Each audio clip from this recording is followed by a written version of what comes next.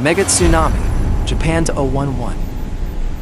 March 11, 2011, the day the ocean swallowed Japan. Act 1, the calm before. Act 2, the earthquake. At 2:46 p.m. local time, a magnitude 9.0 earthquake, one of the most powerful ever recorded in human history, ruptured along the Japan Trench subduction zone. The Pacific plate lurched beneath the North American plate. In an instant, the seafloor shifted upward by nearly 8 meters across a rupture zone, 500 kilometers long. This is what remains of the coast. Shelves crashing, people ducking under desks. 10,000 people. For nearly 6 minutes, Japan shook. The earthquake was so powerful it moved the main island of Honshu to 0.4 meters eastward. It shifted Earth's axis. It shortened the length of a day by 1.8 microseconds. This was not just an earthquake. It was a planetary event. Act 3. The ocean pulls back.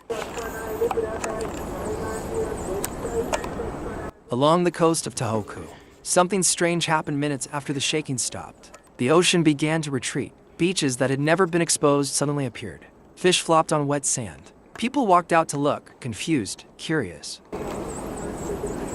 Experienced fishermen recognized it immediately, the ancient warning sign. When the sea pulls back, run. Act 4 urged a relentless, unstoppable wall of black water carrying everything in its path. Cars, ships, houses, trees, people. Act 5, destruction. The city of Rakuzan-Taka was almost entirely erased, where 23,000 people once lived. The tsunami left mud and debris.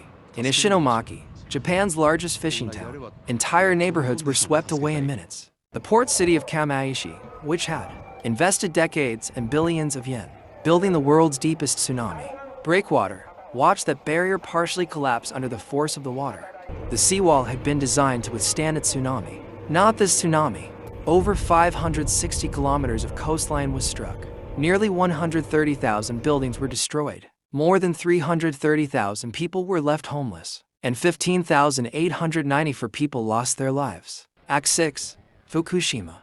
But the disaster was not over. As the tsunami flooded inland, it struck the Fukushima Daiichi nuclear power plant, disabling its cooling systems. Over the following days, 3 reactor cores melted down in the worst nuclear accident since Chernobyl. A 20-kilometer evacuation zone was established. Over 150,000 residents fled their homes, some permanently. The cleanup of Fukushima Daiichi is projected to take 30 to 40 years. Act 7, survival and heroism. But among the devastation, there were extraordinary stories of survival. In the town of Kamaishi, a school program called Kamaishi no Kiseki, the miracle of Kamaishi, had spent years drilling children on tsunami evacuation. When the wave came, the children ran immediately and led elderly neighbors with them to higher ground. Nearly 3,000 students survived because they had practiced, because they did not hesitate. Hiromitsu Shinkawa survived clinging to the roof of his house for days at sea. Spotted by a rescue vessel 15 kilometers from shore, a 4-month-old baby was found alive under rubble, wrapped in a blanket, sheltered by her parents' bodies, life insisting on itself. Act 8, the world responds. The international response was immediate. Over 160 countries offered aid. The United States military launched Operation Tomodachi, Operation Friendship, deploying aircraft carriers, ships, and thousands of personnel to assist. Japan received over $3 billion in international donations. The Japanese people, known worldwide for their resilience and order, organized relief efforts with extraordinary calm. There was no looting. Communities shared food. Strangers helped strangers. Act 9, the legacy. In the years since 2011, Japan has rebuilt, but it has also remembered. New seawalls, some stretching 12 meters high, now line hundreds of kilometers of coastline. Early warning systems have been upgraded.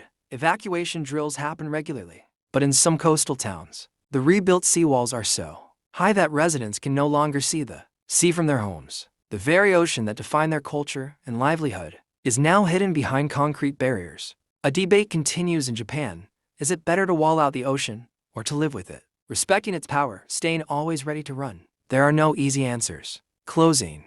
Every March 11th, Japan pauses. At 2:46 p.m., sirens sound. People stop. They bow their heads. They remember the 15,894 who did not make it home. The ocean is still there, vast, beautiful, and different. And Japan watches it, always watches it. Final title card. The sea does not reward those who are too anxious, too greedy, or too impatient. One should lie empty, open, choiceless as a beach, waiting for a gift from the sea. And Maro Lindbergh, credits roll. This is an original documentary script written for educational and creative purposes, based on publicly documented historical events of the 2011 Tohoku earthquake and tsunami. Key facts referenced in the script. Date March 11, 2011 to 46 p.m. JST. Earthquake magnitude 9.0 MW.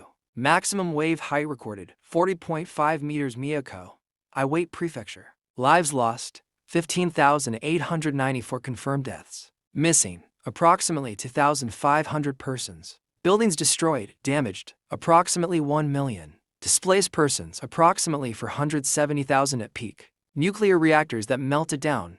Units 1, 2, and 3 at Fukushima Daiichi.